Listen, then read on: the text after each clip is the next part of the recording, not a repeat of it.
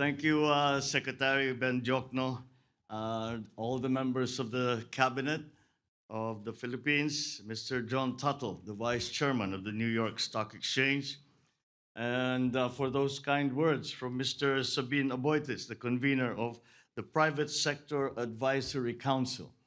Uh, we have also with us the Speaker of the House, House Speaker Ferdinand Martin Romualdez, and our ambassador to the United States, Ambassador Jose Manuel Romualdez. Also with us is our permanent ambassador to the UN, Ambassador Antonio Lagdameo Sr. And I would be remiss if I did not, of course, include in my greetings the First Lady, Lisa Araneta Marcos. Distinguished guests here today, ladies and gentlemen, good afternoon. On behalf of the Philippine delegation, I wish to express our gratitude to the New York Stock Exchange for inviting us here today. I consider it an engagement of invaluable opportunity to share with you how we are further opening up our economy to accelerate our recovery. Bouncing back from the pandemic, the Philippine economy has seen robust growth since last year and has returned to its path toward upper middle income country status, achievable, we believe, within the next few years. Against this backdrop, we have increased the scope for mutually beneficial investments that would mean more jobs and a better quality of life for Filipinos. For investors, doing business in the Philippines is an opportunity to reap the benefits of a vibrant economy. We are proud to share that we recently enacted policies to further liberalize our economy and welcome more foreign investment to our shores. First, we passed legislation to lower corporate income tax rates and rationalize fiscal incentives. Second, we reduced the minimum paid-up capital requirements for foreign retailers and foreign startups, bringing in advanced new technology. And third, we now allow full foreign ownership of companies providing public services such as telecommunications, shipping, air carriers, railways, subways, airports, and toll roads. The United States and the Philippines have strong and enduring ties in trade and commerce, among many other areas of cooperation.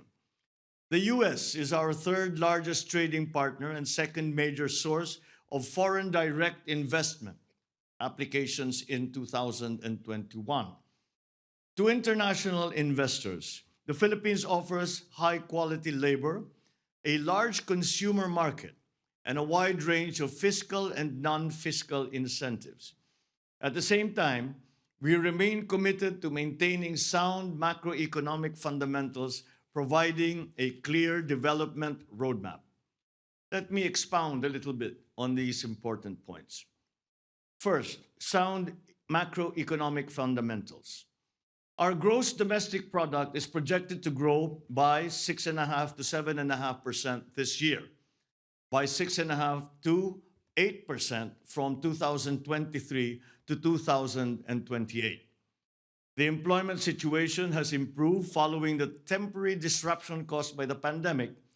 The unemployment spike of 17.6% in April 2020 fell drastically to 5.2% in July this year, the lowest record for all July rounds of our labor force survey since 2005.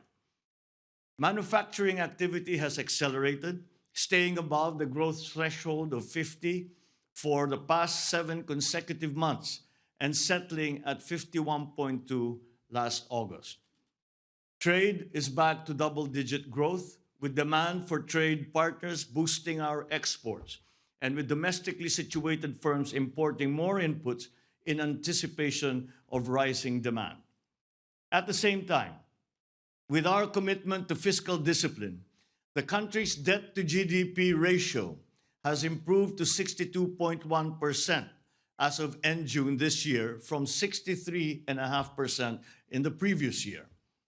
At the height of the COVID-19 crisis, the government implemented massive stimulus programs to readily support the most vulnerable sectors. Although our borrowings increased substantially during the pandemic, we continue to reduce the cost of our public debt through judicious debt management. Now that the economy is reverting to normalcy, the government is likewise heading back to the path of fiscal consolidation. We will reduce the government debt to GDP ratio to below 60% by 2025 and further down to 51.2% by the end of my term in 2028. Our economy's resilience to crises is recognized internationally. The Philippines has maintained its investment-grade credit ratings throughout the pandemic amid the wave of rating downgrades globally. As we look forward to achieving upper middle income status, we are also gearing up for A territory credit ratings in the medium term.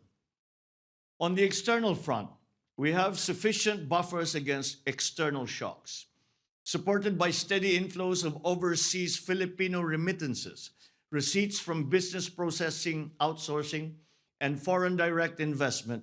Our gross international reserves stood at $99 billion as of end August, equivalent to 8.3 months of import cover. This remains more than sufficient to cover the economy's foreign exchange needs. Moving on to my second point, our economic development roadmap.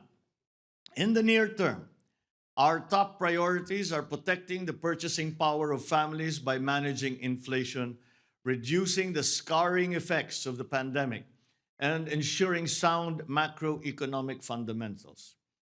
Thus, we are implementing policies that enhance food security, transport, reduce energy costs, and logistical costs, strengthen social protection, and enhance the quality of education and skills training of our workers.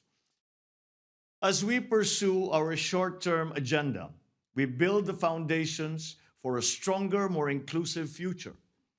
Our medium-term agenda includes reducing the poverty rate to single digits by 2028 and undergoing an industrial transformation through which science, technology, and innovation and sustainability will drive our industries. In all our endeavors, the private sector must be a partner. We seek partnerships in many areas of our development agenda. In public infrastructure, such as mass transit systems, airports, toll roads, in public services, in digitalization initiatives, in the energy development agenda, in efforts to modernize agriculture, and in programs aimed at strengthening our industries, to just name a few. For American businesses, we offer investment opportunities in areas such as information technology and business process management, or IT/BPM, medical products and devices, electric vehicles and batteries, agribusiness and telecommunications infrastructure and services. Despite external headwinds, the Philippines' economy's resilience, reinforced by sound policies and decisive leadership, makes us confident about our future. Over the past few decades, as the Philippines transformed into one of the most promising emerging markets, the United States has been among our steady partners. For that, we are truly grateful. At the same time, American companies doing business in the Philippines have benefited significantly from our economic successes. I wish to emphasize that the Philippines is keen to continue nurturing the ties that help produce mutual benefits for both our economies, our organizations, and our peoples. Let us achieve many more milestones together. Thank you very much for this opportunity, and good afternoon to you all. Well, thank you very much, Mr. President, for your remarks and obvious support of investment in the Philippines. In your speech, you discussed the fact that the Philippines is now allowing full foreign direct ownership in companies providing public infrastructure.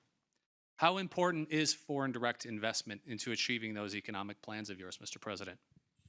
Well, it is It should be on. certainly as we attempt to transform the economy, and I use the word transform uh, because it is my belief that the way to bring our economies back to the activity, the level of activity that we enjoyed before the pandemic, we have to understand that the global economy has changed.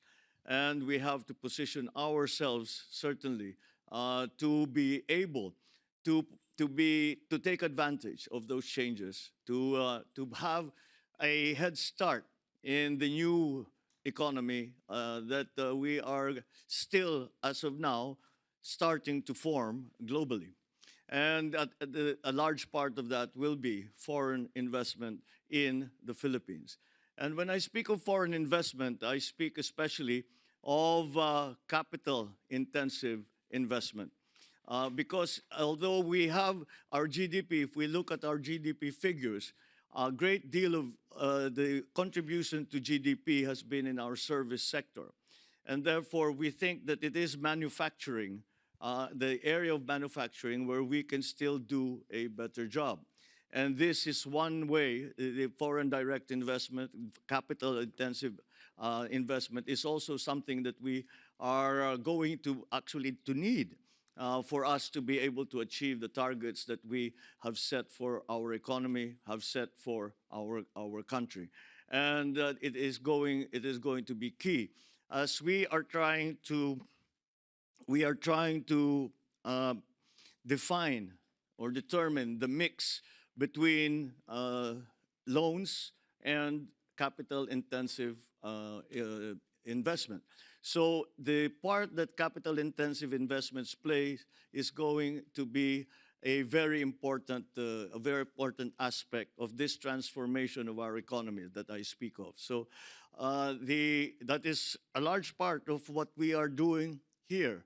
And that is why when I came here to New York, ostensibly, first of all, because we are attending I will be speaking before the UN General Assembly tomorrow, but I also brought the whole economic team of the government, of the cabinet, with us. And again, the private sector business leaders also are here with us, precisely to show and explain once to our prospective investors where the Philippines is headed, what changes we have made so that investment will be more profitable and more attractive for foreign investors, especially coming from the United States. So it plays a central role in all that we are planning to do for our economy. It is, once again, something that we recognize in government we have a part to play in.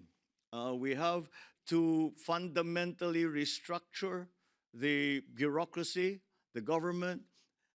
We listen to the chambers of commerce that tell us what are the obstacles that they find that in their way, such as the ease of doing business, the prices of energy, all of these and these other legislative guarantees that investors are looking for. And I believe we are headed in the right direction. And I believe that if we continue down this road and we are able to attract investors to this new investing climate that we are starting to create in the Philippines, then I believe that with the role that foreign direct investment will play, I think we could succeed. But that just illustrates how important we consider that investment to the transformation of our economy. Well, thank you very much, Mr. President. You mentioned two themes in particular. One was, of course, foreign direct investment, but you also touched on the United States and it being one of the most important investors in the Philippines. Now, the United States and the Philippines have long enjoyed a very productive relationship and partnership. Can you talk a little bit about that partnership and how you see it going forward? Well, our relationship has gone back for over 100 years between the United States and the Philippines. And as we just earlier today, we had a lunch that was hosted by the U.S.-Philippine Society. And I spoke to them, and we talked perhaps more on the subject of geopolitics. And I explained that it is very clear to me, in my vision for the way that the country will move forward, that I cannot see the Philippines in the future without having the United States as a partner. And although I was referring to the geopolitics of it, and I was referring to the political situation in the region and around the world, that certainly does continue to apply in our exchanges in the economic front. And many of the drivers of our early economy were actually American corporations. Many of the strongest corporate benefactors, really, to government and to the rest of society in the Philippines were coming from the United States. Now, of course, this has evolved as time has gone on, but the strength of that relationship continues. And we envision a further strengthening of those relationships. I believe that the political, economic, diplomatic relations that we make, the partnerships that we forge and that we strengthen now, are going to be extremely necessary for the simple reason that they provide the stability in this highly unstable economic, political, geopolitical, diplomatic environment. This is something that that is central to our thinking when it comes to the economic planning for the Philippines. So, again, we have adjusted many of our ways of doing business at the behest of our friends in the United States and of the American businesses that are already in the Philippines. And so I think that will give us great opportunities in the future, and for both our countries, for private corporations, for government-to-government agreements and arrangements. We have really opened up the policy of the Philippines to more of these public-private partnerships, but not only PPPs, but also G2G arrangements, as I mentioned, joint venture between private entities. And it is something that we feel can actually be achieved. So the United States has always been central to that. I cannot overstate really the role that the United States has played in the Philippines in every aspect of our lives. And so this is just a continuing evolution and I believe strengthening of that relationship between the United States and the Philippines. And we are driven together in many ways by forces that exist now in the world, and that I think is something that we certainly in the Philippines, and I think not in the United States either, that we are resistant to. So it is something that I can see as becoming stronger and becoming more robust as we work together towards exploiting properly the new global economy. Thank you very much, Mr. President. You touched on American businesses investing in the Philippines and the opportunities to do that through public-private partnerships, the infrastructure projects you identified on the onset as well. But as we look at the population and we look at the economy, it's young, it's dynamic, it's tech-focused. It has high English language fluency. It's ripe for investment.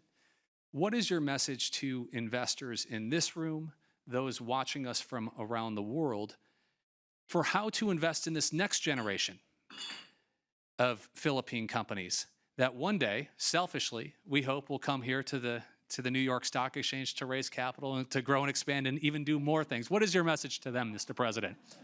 Well, to achieve exactly what you are saying, at least to begin with. Yes, we certainly. When I'm asked why do you have such a bright view of the future, and my answer is always that there are 110 million Filipinos that are working towards the same goal, and that I still believe is our workforce is still our greatest asset, and it is something that we have seen succeed in the first of all with our overseas Filipino workers, but also in the development of the more sophisticated businesses that have come to the country and highly technical, highly requiring technical proficiency, requiring good training in schools. We will still continue to try and improve the education system in terms of the technical side, the technical side of our workforce's training, and as we know, because that is becoming more and more important in the world. But the young people in the Philippines also, I suppose there is a form of institutional memory. And we still look to the United States as our partners. When we are in crisis, we look to the United States. We look to the relationship that has been forged over the many years. And I have to say that the reason that we have done that is that for the most part, we can say that the United States has not failed us. That sentiment remains in our young men and women. That sentiment remains and will, I think, be further fostered if we are able to show some successes, at least immediately. We show some immediate successes in this partnership. And that will galvanize our young people to continue to work in that direction. That, I think, is something that will come naturally if we are able to do all of the things that we are hoping to do to transform the economy, to adjust now. We are, I believe, the youngest country in Asia. And with the graying of other countries around the region, this gives us an advantage in terms of, I suppose, the population dividend. It has been referred to before. It gives us an advantage in terms of the population dividend, and they are ready to take up the cudgels. They are ready to work for the country. They are ready to do what needs to be done to bring the country forward. And I feel confident in saying that because in the last election, it was the young people who drove forward the idea that we must continue to invest in our young people. We must continue to train them properly. We must continue to make them competitive anywhere in the world, but most hopefully in the Philippines with our partners and with our allies. Well, thank you very much, Mr. President. It is clear you have a plan, you have an opportunity. And I know I speak for many business leaders and investors in this room that they leave today not only with a renewed sense of optimism, but a further enhanced and strengthened sense of optimism about the opportunities in the Philippines. And on behalf of the New York Stock Exchange, we are thrilled to play our small little part today in providing a platform for you and your country to deliver that message. And there's no better platform than the Bell, which is the most highly viewed news event in the world on a given day. Similar to what Mr. Aboitis mentioned, we are all thrilled to be here. As when we were talking before coming out here, I said, well, of course we're familiar with the New York Stock Exchange and the Bell and that most important balcony in the world. But we had always watched it from afar, and to have the opportunity to be here personally and to be with all of you in the New York Stock Exchange has been a great opportunity and a great pleasure. Well, wonderful. Thank you very much. It is our honor to have you here, Mr. President. Thank you all for being with us today, and we'll make our way down and ring that bell, Mr. President. Thank you very much.